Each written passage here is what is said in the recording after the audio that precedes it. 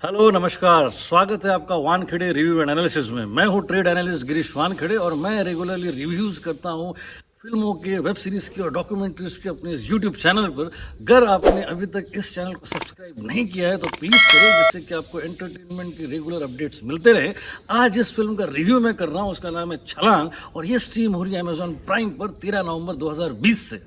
मुंबई में एक नया यात्री लोकल ट्रेन में चढ़ा दादर से, और चढ़ने के साथ ही वो अपने सारे को पैसेंजर से पूछने लगा कि मुलुंड कब आएगा और किस तरफ आएगा। तो उसके को पैसेंजर्स ने उसको समझाया कि ये फास्ट लोकल है जो कि दादर और ठाणे के बीच में चलती है और ये मुलुंड पर नहीं रुकती। अब वो यात्री घबरा गया तो लोगों ने उसको समझाया कि घबराने की कोई बात नहीं, ये ट्रेन मुलुंड पे ज़रा स्लो हो जाती है। तो जैसे ही आप ट्रेन स्लो हो जाएगी, आप दरवाजे के पास खड़े रहे और उस पे से कूद जाना और उसी दिशा में दौड़ना जिस दिशा में ट्रेन जा रही है, जिससे कि आप गिरोगे नहीं। अब उस यात्री ने वही किया। जैसे ही मुलुंड स्टेशन आया और ट्रेन स्लो हो गई, वो कूद गया और उसी दिशा में दौड़ने लगा जिस दिशा में ट्रेन जा रही थी। लेकिन वो दौड़ा कुछ और ही तेज, कुछ ज़्यादा ही तेज दौड़ा, इतना तेज कि वो सामने वाले कोच तक पहुंच गया और वहाँ के पैसेंजर्स ने उसको देखा और किसी ने उसका शर्ट पकड़ा, किसी ने उसका हाथ पकड़ा और उसको फिर ट्रेन में खींच लिया।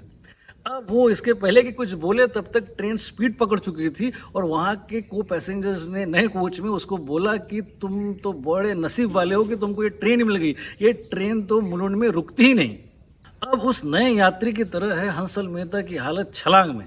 एक तो उन्होंने गलत लोकल पकड़ ली है और वो दौड़े भी कुछ ज़्यादा ही तेज है। गलत लोकल इसलिए है क्योंकि ये फिल्म है लाइट इंस्पिरेशनल कॉमेडी और उनकी स्ट्रेंथ है डार्क ग्रीटी रियलिस्टिक ड्रामाज जैसे कि शाहिद या सिटी लाइट्स या फिर ओमेरिटा या फिर scam 1992 the Harshad Mehta story.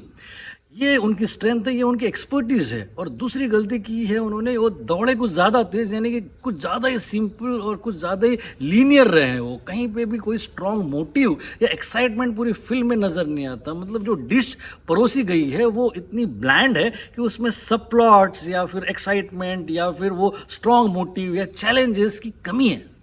कहानी हरियाणा के एक स्कूल के पीटी टीचर की है जो कि बड़ा ही कामचोर और आलसी है। उसकी स्कूल में एक नई कंप्यूटर टीचर आ जाती है जिसके ऊपर ये लट्टू है। और इससे पहले की बात आगे बढ़े तब तक एक नया सीनियर पीटी टीचर आ जाता है और फिर दोनों में कंपटीशन हो जाती है, जॉब को लेकर भी और साथ ही साथ उस कंप्यूटर टीचर को भी लेकर।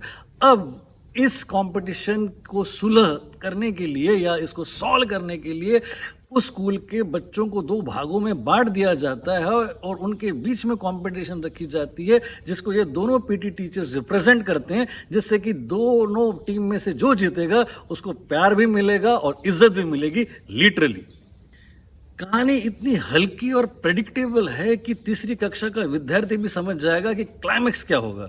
कहानी का मोटिव या चैलेंज या जैसे हम कॉन्फ्लिक्ट कहते हैं वो इतना कमज़ोर है कि कहानी शुरू होने के बाद ही किसी ताश के पत्तों के महल जैसी ढह जाती है।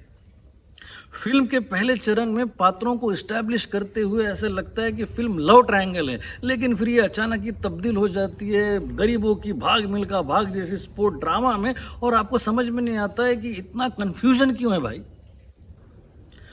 बच्चों को दौड़ में जिताने के लिए एक टीम रनिंग ट्रैक के सामने कुछ कुत्तों को भौंकने के लिए लेकर आती है जिससे कि बच्चे डरे और वो ज़्यादा तेज़ी से दौड़े। ऐसी out of the box novel ideas कैसे इन राइटर्स के दिमाग में आती है, यही बहुत बड़ा यक्ष प्रश्न है।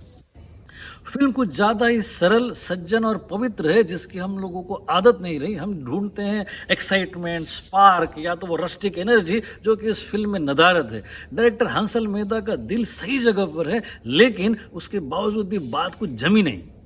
राइटर्स में है लव रंजन, असीम अरोरा और जिशान कादरी, जिन्होंने कहानी के बजाय उस क्षेत्र की भाषा और वहाँ के कैरेक्टराइजेशन पे ज़्यादा जोर दिया है, जिससे कि कारण संवादों में सटीकता और पैनापन नज़र आता है।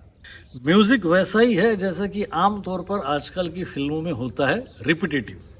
हितेश सोनिक, यो हनी सिंह, गुरु रंधावा और विशाल शेखर का म्यूज़िक बहुत ही रिपीटेटिव और बहुत ही कन्वेंशनल है। एक्टर्स में राजकुमार राव ने फिर से साबित कर दिया है कि इस जनरेशन के सबसे वर्सेटाइल एक्टर्स में से एक है वो। उनके अलावा है नुसरत भरूचा, इला अरुण और सतीश कौशिक, जिनका स्क्रीन प्रेजेंस कम है, बावजूद इसके वो इम्प्रेस करने में कामयाब हो जाते हैं। मोहम्मद जिशान अयूब है मेन कंपटीशन के कैरेक्टर में, जिन्होंने एक बहुत बड़ा मौका गंवा दिया है। उनके दोस्त यानी कि राजकुमार राव के दोस्त के कैरेक्टर में है सौरभ शुक्ला, जिन्होंने बहुत ही खूबसूरती से और बड़े अनुशासन के साथ अपना कैरेक्टर निभाया है, जो कि ऑथर बैक्ड है और बड़ा ही खूबसूरती से लिखा गया है। इस फिल्म का पहले नाम तुर्रम खान था और इससे काफ़ी उम्मीदें थी और इसको थिएट्रिकल रिलीज के लिए ही बनाया गया था, क्योंकि राजकुमार राव और हंसल मेहता छठी बार एक साथ काम कर रहे थे, लेकिन उम्मीदों के अनुरूप उतरती नहीं है ये फिल्म मिक्स बैग बन के रह गई है। कमज़ोर कहानी और अच्छे परफॉर्मेंसेस की छलांग तो लगी है, लेकिन ज़्यादा ऊंची नहीं। एडियोस।